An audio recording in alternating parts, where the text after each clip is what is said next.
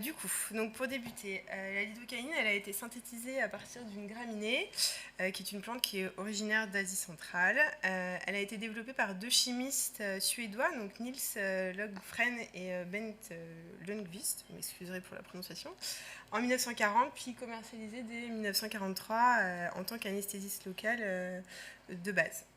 Ensuite, elle doit son nom par rapport au fait qu'elle provoquait une insensibilité des membres comme du bois, et en fonction de ses origines, qu'elles soient grecques ou latines, on l'appelait ligneo ou xylocaïne. C'est en 1950 qu'elle fait son entrée dans la classe des antiarythmiques dans la classification de Vaughan-Williams, que vous verrez par la suite, et elle a été utilisée pour la première fois aux États-Unis en prévention de la tachycardie ventriculaire. En 1962, elle fut employée avec succès pour traiter toutes les arythmies qui surviennent lors des chirurgies cardiaques, en post-opératoire et suite aux infarctus du myocarde. Donc dans cette seconde partie, on va vous parler des propriétés pharmaceutiques de la lidocaïne. Donc la lidocaïne, c'est un anesthésiant local, mais c'est aussi un antiarythmique de la famille des aminoamides. C'est un antiarythmique qui fait partie de la classe 1B dans la classification des antiarythmiques de Vaughan-Williams. Donc en fait, cet antiarythmique, il permet de bloquer les canaux sodiques au niveau des tissus à conduction rapide, principalement donc, le myocarde ventriculaire et le système His-Purkinje. Et du coup, ça permet de diminuer l'excitabilité et la vitesse de conduction dans ces tissus, et du coup de réduire les arythmies ventriculaires. Donc là, on vous a remis le tableau donc de la classification selon Vaughan-Williams. Donc ce tableau, en fait, il classe les antiarythmiques en fonction de leur effet électrophysiologique au niveau cellulaire. C'est la classification universelle qui a été inaugurée en 1970. Donc il y a la classe 1, donc avec les différents... Après, il y a des sous-catégories. Mais la classe 1, en fait, c'est les bloqueurs des canaux sodiques. Dans la classe 2, il y a les bêta-bloquants adrénergiques. Dans la classe 3, c'est les bloqueurs des canaux sodiques. Et dans la classe 4, c'est les inhibiteurs du courant calcique lent qui sont utilisés en tant que coronarodilatateurs et bradycardisants. Les antiarythmiques du coup, de la classe 1, dont fait partie la lidocaïne, ils sont déconseillés en cas d'insuffisance coronaire et contre-indiqués en cas d'antécédent d'infarctus, sauf du coup la xylo, qui est du coup un cas à part, puisqu'en fait on l'utilise principalement en cas d'infarctus du myocarde, et les autres, du coup, eux, par exemple, les antiarythmiques de la classe 1, 1A et 1C, ils sont utilisés au niveau des troubles du rythme supraventriculaire, alors que la lidocaïne, c'est pour les troubles du rythme ventriculaire. On s'est posé la question, du coup, de savoir comment ils étaient passés de l'anesthésiant local à l'antiarythmique. Il faut savoir que l'anesthésie locale, ça a été découvert avant les antiarythmiques. Et du coup, le lien, en fait, on n'a pas trouvé de littérature expliquant le sujet. On s'est questionné avec les médecins, etc., mais on n'a pas trouvé de réelle réponse. Du coup, notre hypothèse, en fait, c'est que les anesthésiants locaux, en fait, quand on fait une anesthésie locale, ça agit sur les canaux sodiques. Et du coup, les antiarythmiques agissent aussi sur les canaux sodiques. Donc, c'est le lien qui a été fait pour ça. Voilà.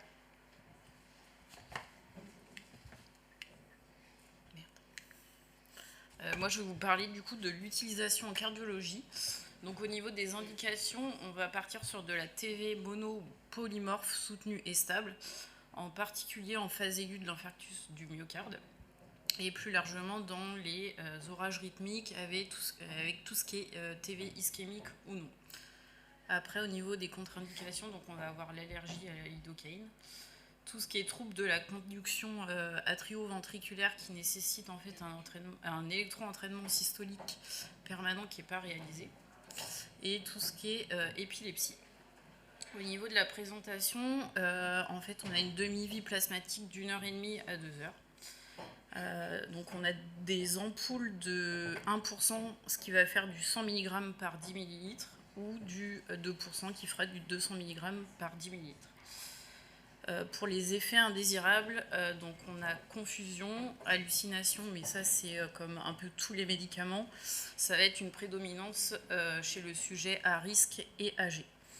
Tachypnée puis apnée, et aux doses toxiques, il y a un risque d'hypotension jusqu'au collapsus et un effet inotrope négatif. Après, on va partir donc sur la dose de charge. On est à 1,5 mg par kilo. Donc, quand on fait la dose de charge, c'est une dilution qui est pure, avec des seringues une concentration de 10 mg par millilitre. Et après, en fait, il faut suivre le tableau qui est là pour avoir une dose poids. Et pour la dose d'entretien, on va être sur 2,4 mg par kilo par heure. Donc au niveau de la seringue, ça va faire une seringue de 30 ml de lidocaïne à 2%, ce qui va faire 600 mg de lidocaïne dilué avec 20 ml de G5.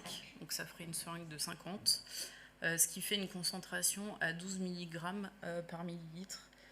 Et donc ça donne ça, et ça fait une stabilité de la préparation, enfin la seringue est stable 24 heures, il faut la renouveler tous les 24 heures à cette concentration et à la température ambiante. Et du coup, pour finir, on a fait un petit cas clinique. Donc, monsieur B, 78 ans, 90 kg, qui est hospitalisé dans le service pour de la tachycardie ventriculaire soutenue, symptomatique chez un patient qui est connu pour une insuffisance cardiaque avec une altération de la FE à 35%, qui a une HTA qui est déjà connue et sous traitement depuis 2011.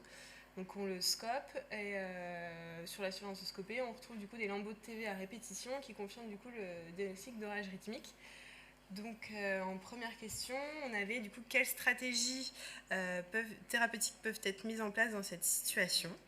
Donc à vous. Et hormis la xylo, il n'y a pas que ça. Vous pouvez vous lancer.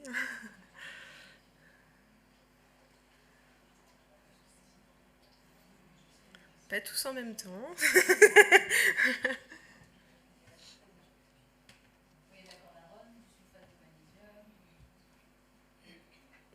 Et autres. Et t'as quoi d'autre comme possibilité? Bah après il y a... Comment? Je m'entends. J'entends pas. Après, du coup, donc effectivement, il y a les antiarythmiques, donc comme préférentiellement la xylocaïne ou la cordarone, en fonction du type de prise en charge qu'on veut faire, sachant que la cordarone de demi-vie est quand même beaucoup plus longue que la xylocaïne.